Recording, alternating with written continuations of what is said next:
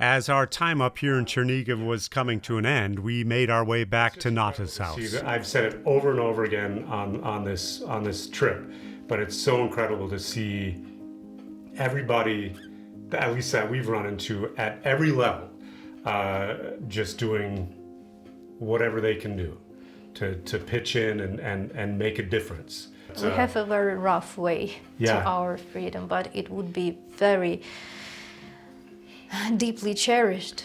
We talked about hope earlier and the need for hope and the existence of hope in Ukrainians. And the hope is so big that it can't contain in me.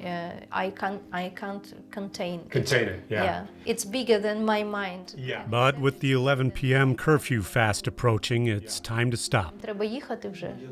Time to go? I think we should go Okay. back. We got a curfew to beat. not to be stuck here. Yeah. All right. We spent the last few hours of our stay here filming around town before our train ride back to Poland. While filming right under the Independence column in Maidan Square, I happened to see some beautifully painted I-beam battlements that are actually called hedgehogs across the street. I had read about these before our trip, that a woman was painting hedgehogs around town with traditional Ukrainian motifs. So we headed over to have a look. While we were filming, a woman came up and set down some boxes next to the hedgehogs and started to unpack her gear. That woman was the person who was painting the hedgehogs, Varvara Logvyn, just happening to come down to the square on a Sunday afternoon to paint some more. I introduced myself and we had a quick chat before heading off to catch our train. But it was this moment of happenstance that for me became the perfect anecdote for what's happening here.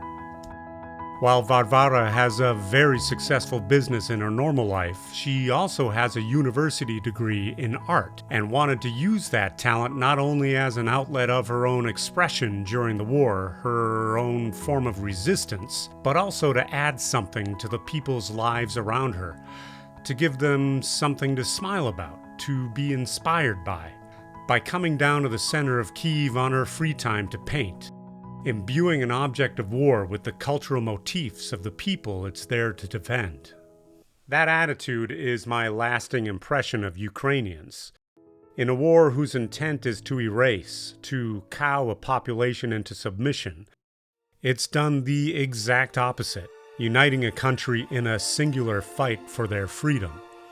The people we met with here are representatives of the millions more Ukrainians in all corners of society doing the same thing, contributing in any way they can.